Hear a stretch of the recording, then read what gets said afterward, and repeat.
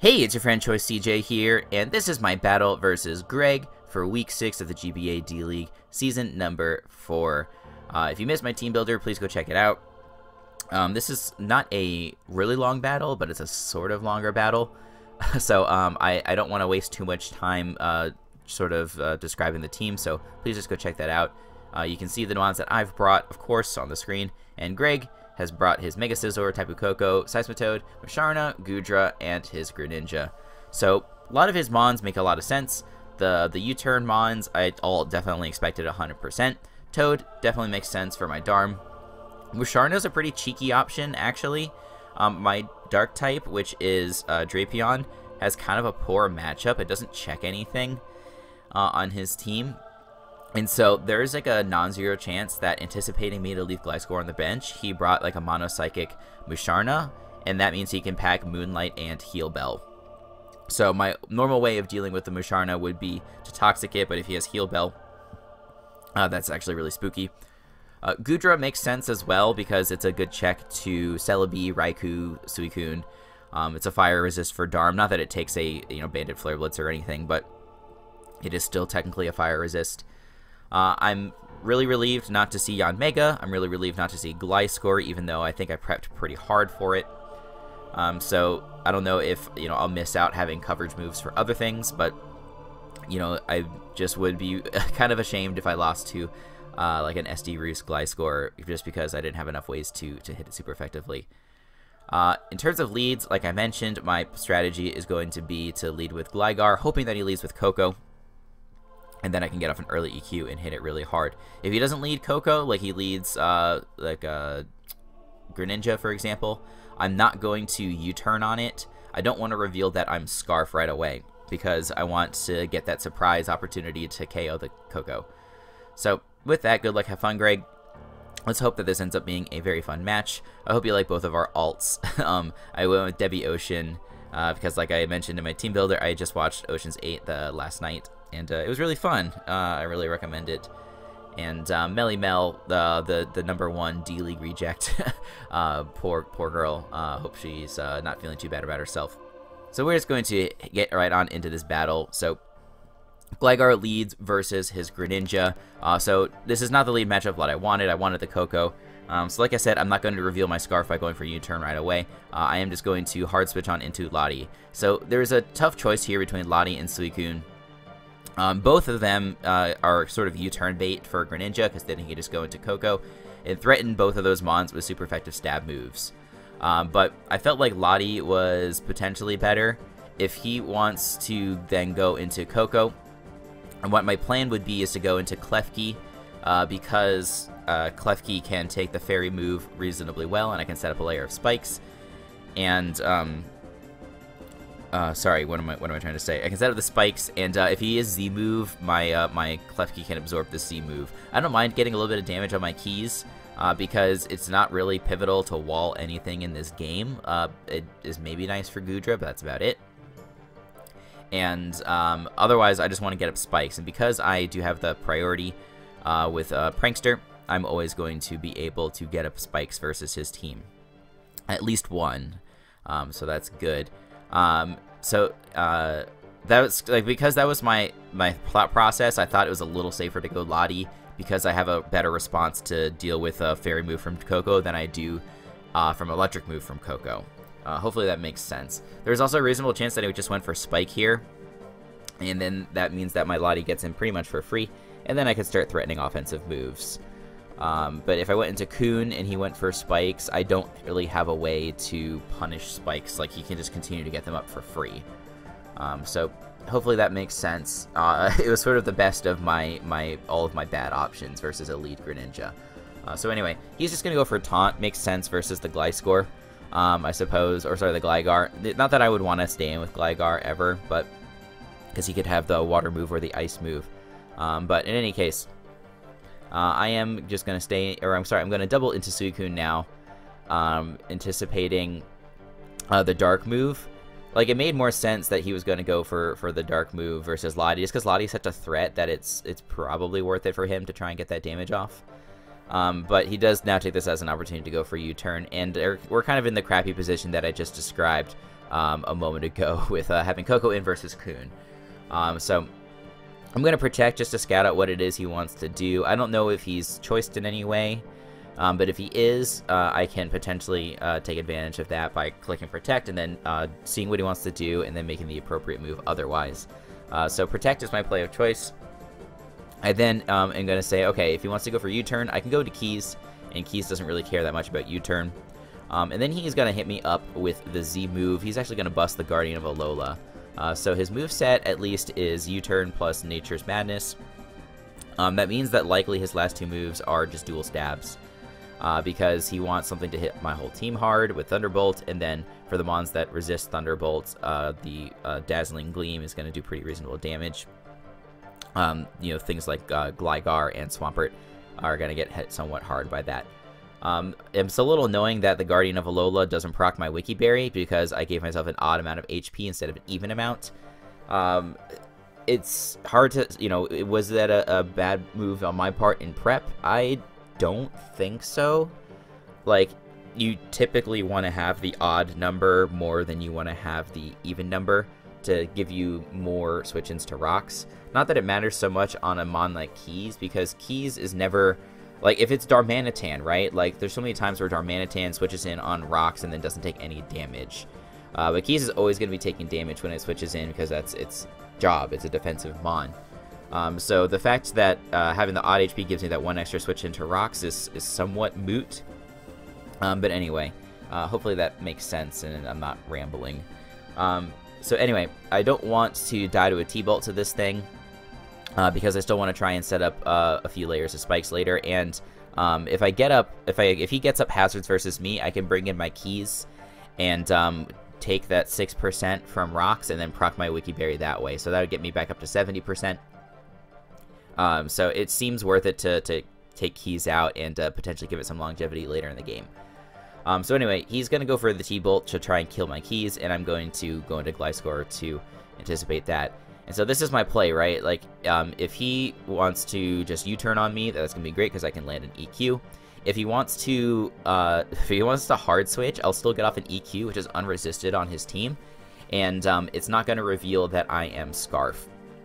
Like, the max attack, I guess, would be revealed, but it's not going to reveal the Scarf, so he won't know for sure. So anyway, my play is 100% to click EQ, and as you're about to see, we're going to smack him for 95% damage, which is fantastic. Like I mentioned, this is going to kill him to hazards the next time he wants to switch in. It's a little bit of a bummer that we didn't get the kill. Based on the investment that Greg sent me after the game, it's like a 50-50 roll. So what that means is that now his Coco is available to be a sack versus something like Lottie. Like Lottie versus pretty much anything on his team not named Greninja collects a kill.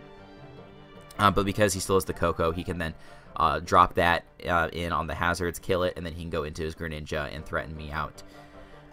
So would have been nice to get the roll, but you know, it is what it is. It's 50-50. I'm not going to whine too much about it. I'm going to whine a little bit, but not too much. So he is now just going to U-turn. And I don't really care too much about that. And he's going to go into his Toad. Makes sense, because it's almost certainly a Fizz-Def Toad. And this is a good opportunity for him to get up rocks. I'm going to take this as an opportunity then to get up my own rocks and go into my Celebi. Because it's pretty free versus this Toad. Even if he's got Ice Beam or Poison Jab or something like that, it's not going to do a lot. I can go for my rocks, and now this Coco comes in. I'm pretty sure that I stay in here because if he wants to go for a U-turn, it's only going to do like 60% to me, which is still a chunk. Don't get me wrong. But besides getting up rock, Celebi is not super crucial in this match because Gliscor is not here. No, sorry. I wasn't sure if I was going to stay in and go for a Giga Drain or not. I went into Klefki because, like I thought before, this might be a good opportunity to get my Wiki Berry back, and that's exactly what happens. So I'm at 70% HP, and if he wants to go for U-turn on my Celebi, that's his best way to hit me pretty hard. Klefki doesn't care much about that. I'll take like 5% from U-turn, and we can go from there. But Greg makes a heads-up play and just goes straight for Nature's Madness. And that makes sense because he knows that U-turn isn't going to do an incredible amount of damage to Celebi. Like 60% is an incredible amount, but it's not going to one-shot is what I mean. And so if he's going to be doing like 50 to 60% anyway, why not go for Nature's Madness? Because it's able to better deal with the Keys and anything else that I want to switch in. So I'm low here. I don't really have anything that wants to switch in on the T-Bolt. I could go Gligar, but, you know, there's a chance that he makes the play of going for U-turn. Since the last time I had keys in versus Coco, he went T-Bolt and I went into Gligar. So, you know, I don't want to make the same play twice. So I'm just going to go for a Spike and hope that he overpredicts. And he does not. He just goes straight for the T-Bolt. So no problem. Klefki, again, wasn't super crucial this game because it didn't check Yanmega because it didn't come. And it doesn't really do too much versus the rest of his team. So in this situation, now I can go into Gligar and I can click U-turn because it does guaranteed kill this Coco. And at the very least, it gives me momentum. And it is going to give me that momentum like I mentioned because he's going to take this as a chance to go into Scizor. Even though I only did 9%, the fact that I have all these hazards means that this Scizor is already really weak. I'm going to be able to go into my Darmanitan here, and there's a 0% chance that he's going to want to stay in with his Scizor here. So he'll pivot out. The next time he comes in on hazards, he'll be at 43%, which is very, very low. That's in range of HP Fire from Lottie. It's not quite in range of EQ from Gligar, but basically it's going to force him to roost the next time he comes in. So if he's not going for roosts, he's not going for boosts. So I feel like that's a little jingle that I should trademark in the Pokemon community. If he's not going for roosts, or sorry, if he is going for roosts, he's not going for boosts. But anyway, we're going to threaten him out. We're going to be able to click U-turn and continue on our little momentum train here as he goes into his Toad. Makes perfect sense. This is where he is going to reveal the Rocky Helmet, so that's a play that definitely makes a lot of sense. And now I can go into my Coon. I guess I could have gone into Celebi here, but Coon seems pretty nice because his only way of threatening this with super effective stab is his Coco, and Coco is dead upon entry. So if I go into my Coon, I can start going for sub and scouting out what he wants to do and potentially throwing off Toxics. So he is going to make a pretty smart play, I would say, here. He is going to go into his Musharna as I go for the substitute. And so this is a tough play here because if you look at my team, there's not a lot that I have to deal with Musharna. My only way to deal with it is to Toxic it. And my only two mons with Toxic are Darmanitan and Suicune. And so Darm is already extremely pressured by Scizor. It's true that Scizor is getting weakened, but I don't want to throw away my Darm if I can help it. So that leaves Coon with being my only mon that can deal with this. I don't have any phasing to try and switch out Calm Minding sets or anything like that. So because I still have a very healthy Lottie, a full health Lottie in the back, and Coco is gone, if I can somehow get Greninja weakened, I think Lottie can win the game. And so in that way, I'm feeling that it's worth it for my Coon just to go for Toxic on this Musharna. So we're going to see if that pays off here. As we both get our Leftovers recovery back, I do go for a Toxic, and then I do miss. So in the long run, this ends up being a blessing in disguise, but in the moment, it's a little annoying because, like I said, I am having difficulty identifying how I'm going to break Musharna. And, even if he is a Heal Bell set, then I'm, like, in even more trouble. Because he could just stall out my Coon. Because Coon will get Toxic by Synchronize. And then there's not a whole lot that I can do to deal with Musharna. So we'll have to come back and try and deal with this thing later. But for the time being, we miss the Toxic. He gets a crit Psyshock and breaks my sub, which is kind of annoying, but it's alright. Because we can now switch on out of here. We can go into our Celebi. And Celebi doesn't really care about anything that this Musharna wants to do. If he's got the Psychic move, which he does, it's not going to do a lot of damage to me. I can just... so here's the on this turn. I could U-turn, just to see if he wants to switch out or not. But if he stays in, I don't really threaten Musharna that much, right? With my Celebi set. If I U-turn, I have to go into a different mon that doesn't actually deal with Musharna. So I think my best overall play actually is to go for a Giga Drain. Because that is going to allow me to get a little bit of chip damage off on this thing. And then on the next turn, anticipating a recovery move, I can then go for U-turn and try and go into something like Lottie, which threatens it with a Draco Meteor. Draco Meteor should do 50 to 60%. So that's an option on the next turn. So I do just go for the Giga Drain. And he's actually going to bust out a nice tech and show the Baton Pass.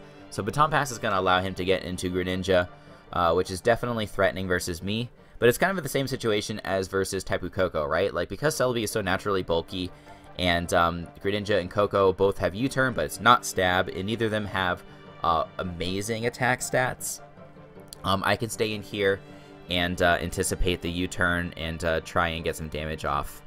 But what I really should have done was, instead of trying to go for Giga Drain to get damage off on this thing, I should have gone for the U-turn. Because U-turn would have done a lot of damage to it. Not enough to kill, but I bet it would have done 50 to 60. And then that puts him in a very low range of HP after hazards. So it'd be a nice way for me to whittle the Greninja. Like, if he wants to go for Dark Pulse, you know, that would have been the option. Since he went for U-turn, the Giga Drain ends up being a pretty bad play because he can go into Goodra, which does have the Sap Sipper ability. So that's definitely annoying for me. Because now he gets a boost and I don't get any damage and I wasted a turn. So Giga Drain, not the best play on that turn.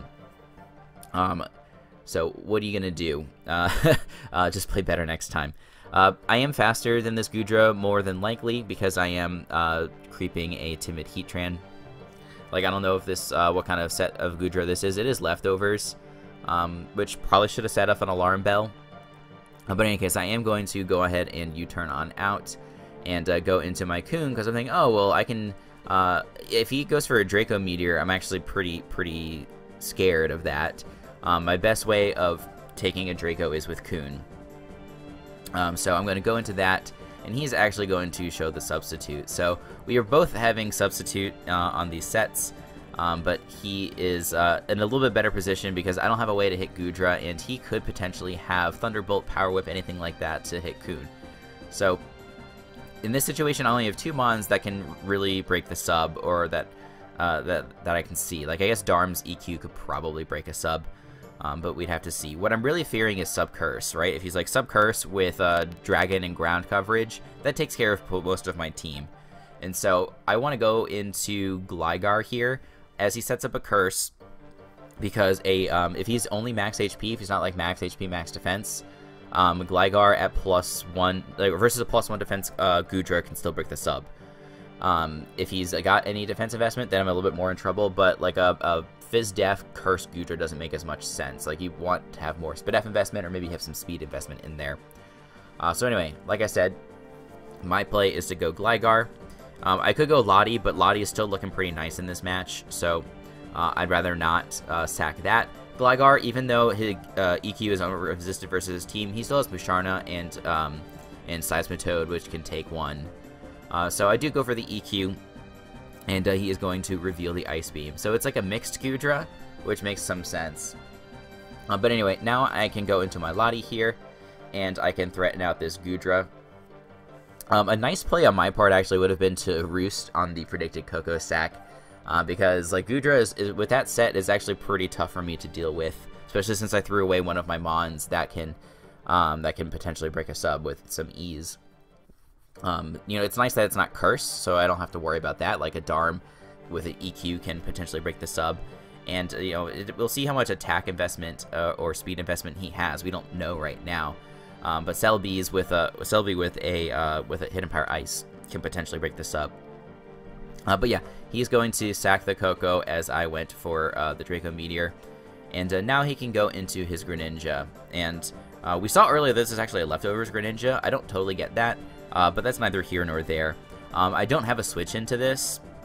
Like basically anything on my team is gonna get sacked to do Dark Pulses. So I hate to do it, but Lottie can take the Dark Pulse because he's not a boosting item, and I can kill him in return with Draco Meteor. So I'm going to go ahead and click Draco here. I still have some Mons that I can roost up on fairly easily, being the Musharna and the Toad. So it seems worth it to take a little bit of damage here to try and heal up later. And so he is going to throw off that Dark Pulse, do 64% damage, which is gonna tickle. But I am able to get rid of the Greninja. So Lottie now outspeeds his entire team, which is looking really great. And he goes actually into Musharna instead of going into something like Scizor. This probably should have alerted me to the fact that it's not Pursuit Scizor. Because he could have gone into that and then immediately threatened me. But we'll talk about that in a moment. Since he does go into Musharna, and I just said that Musharna is one of the mons that I can roost on, I am going to go ahead and do that. I'm going to go ahead and catch a roost. And this is not going to be the most amazing thing for me because now he can land a Toxic. And so Toxic is obviously bad because with the combination of Rocks plus Toxic plus having to switch in on moves, like if I want to switch into Toad, for example, or this Musharna, I still get tickled a little bit by Water move, Scald from Seismitoad or Psyshock from Musharna. So I'm going to be taking, 15% from the attack, 12% from the Rocks, and 6% from the Toxic. So I'm taking, 35% anytime I switch in Lottie, which is definitely treacherous. But I could have gone Celebi in this situation, but like I said, I wanted to potentially get the roost off while I had a mon in here that didn't totally threaten me. And so on this turn, I'm just going to go for a Draco. This was sort of a misplay as well. I was anticipating double Toxic. Like, I didn't want to get my Coon in. Like, Coon can come in here and potentially Toxic the Musharna. But I didn't... Well, I guess it didn't matter, right? Because my Toxic... if I Toxic Musharna with Coon, he's going to synchronize it onto me. But if I went into Coon as he double Toxic'd, that would have been bad, because then he could just not bring his Musharna in on the Coon. Like, he could just go into Toad, for example, and then have the Musharna around for the late game, and he can still potentially roost up on some things on my... Or I guess at this point, he's dead to hazards, but he is going to go for the Moonlight on this turn. But basically what I'm saying is, like, if he gets a Toxic off on my Coon, this Musharna should win the game, because I don't have a way to deal with it. If I was really worried about the double Toxic, though, my best play was actually to go into Celebi, because I have Natural Cure. It kind of doesn't matter what he wants to do, if he wants to go for double Toxic. So letting my Lottie stay in here and take the next 12% damage from Toxic, not the greatest play.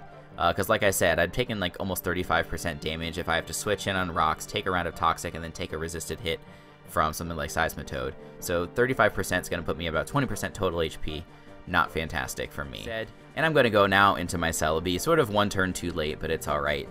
Because now as well, he can Baton Pass and he can go right on into his Scizor.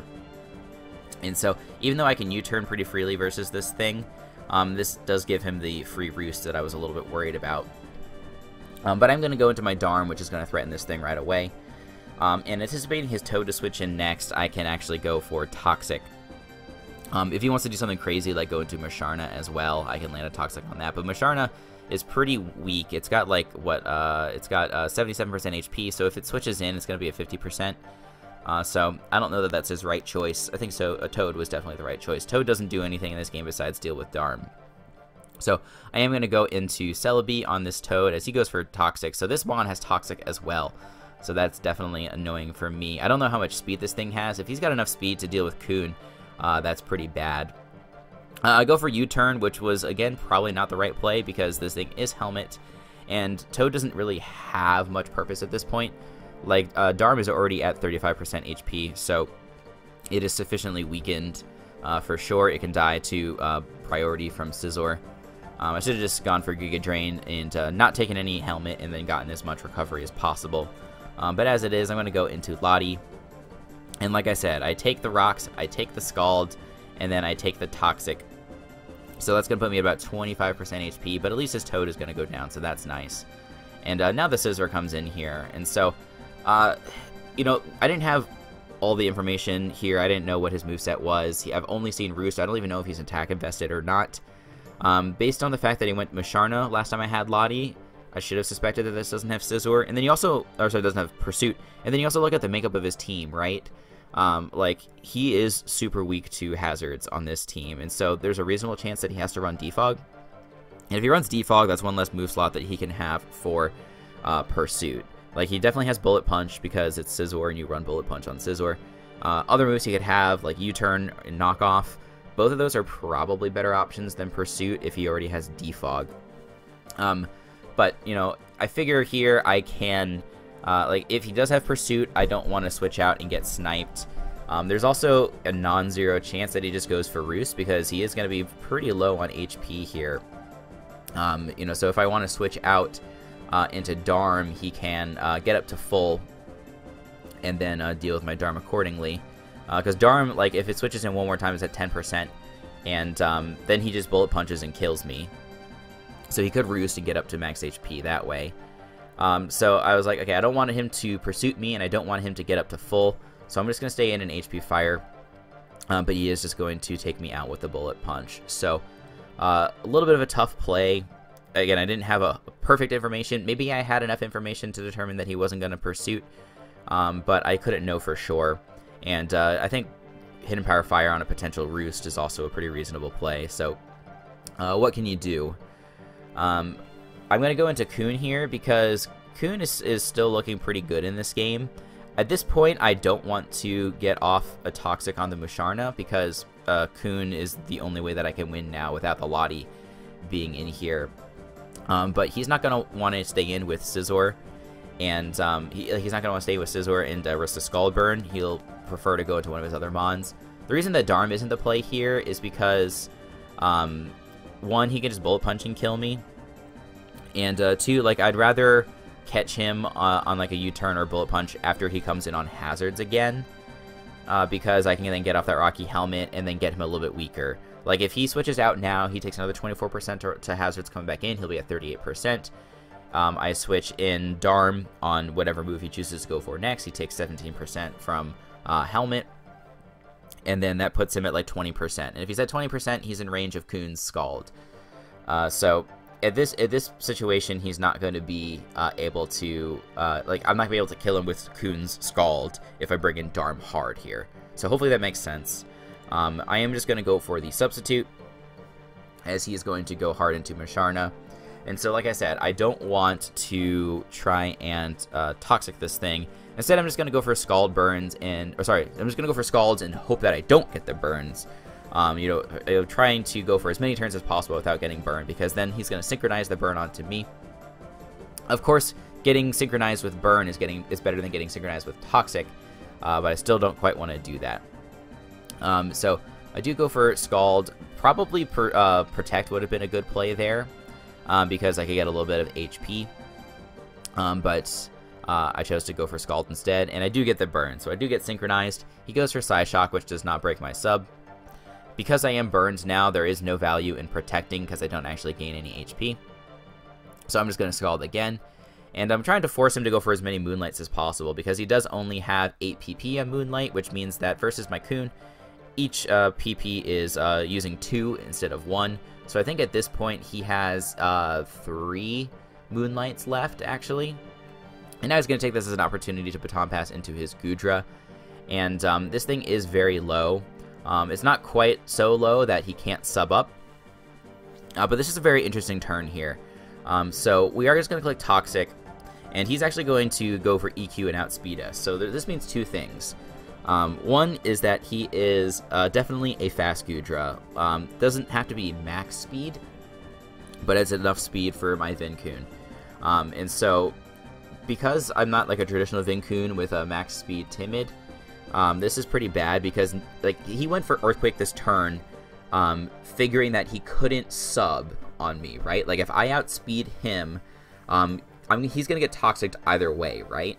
But on the next turn, now that he knows that he outspeeds, he can sub up, and he can dodge a Toxic that way, and he also is going to be safe from my Scalds because I can't break his sub, because Goodra is a thick mother. So that's very annoying here. It's going to sort of dictate what happens on the next turn. Also, the fact that he broke my sub means he's guaranteed Adamant. It's like a 50-50 roll for Adamant to break the sub on my Kun. And so, if he's Jolly, there's no way that he's breaking the sub. So, knowing that he's Adamant is also very important. That means that even if he's max speed, my Darm still does outspeed it, because I'm outspeeding Heatran, which is, what, base 77, base 78, something like that. So, that's what's going on there. So yeah, basically, next turn, he is going to be outspeeding me. And so that means I need to land this Toxic here. And of course I don't. So because I don't miss the Toxic, or sorry, because I don't land the Toxic, on this turn, if he wants, he can just sub up, which is definitely annoying. But because I know that he can sub up, so there's 2 things here, right?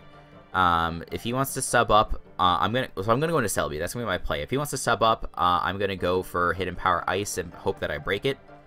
Because he's looking really fast at this point, and because we know he's max attack adamant, he doesn't have a lot of bulk investment, which means that HPS should break the sub. If I do that, then he should be killing my Celebi with one of his moves. Then I can go into Darm and proceed from there. As it is, we're just going to go into Celebi, like I said, and he is just going to go straight for the attacking move, not even bother subbing up at all, which is fine with me. Because now I can just go right on into Darm. I guess actually it would have been nicer if he had subbed, because if he subs, he gets pretty weakened, right? He's at like 19% HP, and then up to 25% after Leftovers recovery. Then Celebi breaks the sub, and then he kills me. He's at like 30%. So then the next time he comes into hazards, he's going to be at 6%. So that's going to be pretty easy to deal with. That's in range of Scald from Coon.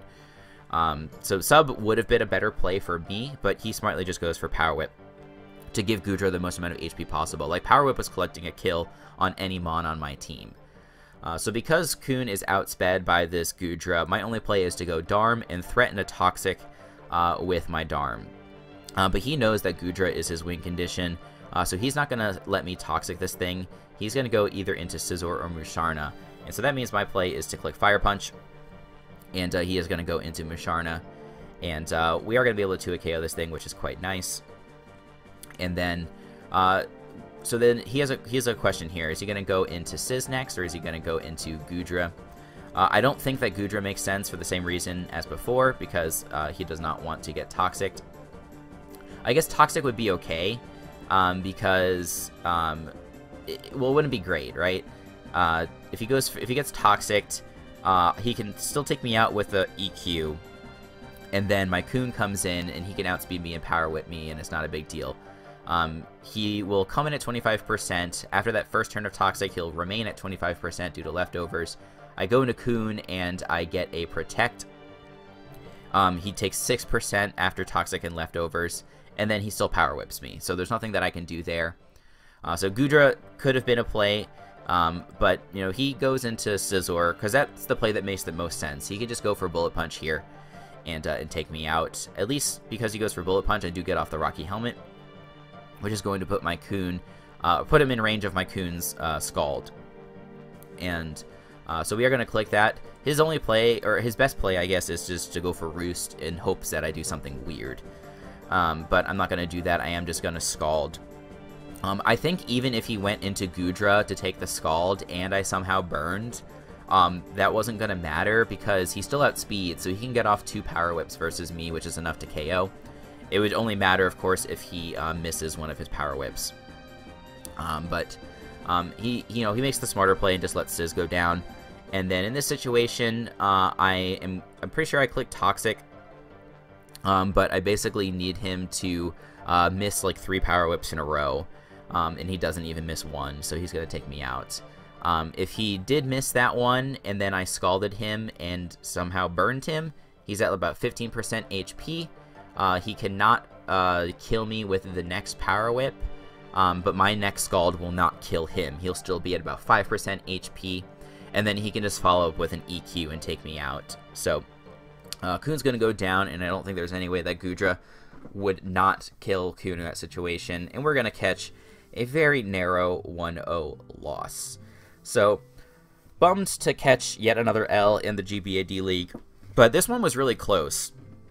We were in a position to potentially win there if we could have gotten off the Toxic on the Goodra, because even though our Coon was burned, we could have gone for Protect versus it and gotten it really weak, to at least the point where we could take it out with Celebi or Darm, but that didn't happen, unfortunately. I'm not going to say that lost me the game. There was other things that I could have done to put myself in a better position to win, like not leaving Lottie in versus Musharna to get Toxic, and not leaving it in versus Scizor to get Bullet Punch killed. Again, versus the Scizor is a tough play because I wasn't 100% sure if he had Pursuit or not.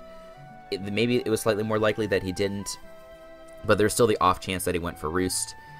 So it seemed worth it to try and punish either a Pursuit or a Roost play and click HP Fire. But it definitely didn't work out for me. So that is what it is. But, you know, otherwise, like, I think I played well. Like, the Scarf Gligar set worked perfectly. The Darm set was really nice. I got up lots of hazards, and that worked really good as a strategy. The Coon, besides the Musharna, like, 6-0'd his team. So, I think most of the pieces were there. It's just, like, if 1 or 2 turns went my way, I could have potentially come out with this game. And that is sort of how I feel about a bunch of the losses. Like, besides the loss versus Turbo, I felt like all the games were really close. Even versus Melantosh, when he 4-0'd me, like, that was like a game that went down to the wire. There's almost 10 minutes left or less in the game. And we ended up just getting body bagged by Zygarde. I just don't think there was anything that I could do in that situation once the Terrakion was the Mon that was facing down Zygarde. There was nothing that I could do to get back into that game. And then versus Danza, if I had won the speed tie versus the Gallade, that would have totally changed that game, because then Suicune would definitely be able to, if not flat out win the game, it would be able to win by timer, because his Toxapex wouldn't be able to break me, and his Mesprit wouldn't have been able to break me. But because he was a boosting Gallade can take advantage of a Suicune that is asleep and begin to set up and then do work versus my team. So yeah, just very small changes in these games could cause them to go my way. So as long as I feel like I'm playing okay and not playing like trash, and that the games are all close and exciting, you know, I'm willing to accept that. Even if it means more losses, even if it means that I'm very slim to make playoffs at this point, you know, I'm happy to take it. So, you know, would I take the wins? Of course, like, that would be better. But I'm not going to beat myself up.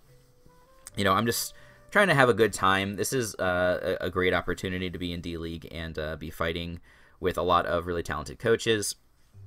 And having a good time with all of them. Like, we all like to dick around in Discord and, you know, make fun of each other, make fun of Tom, whoever it is.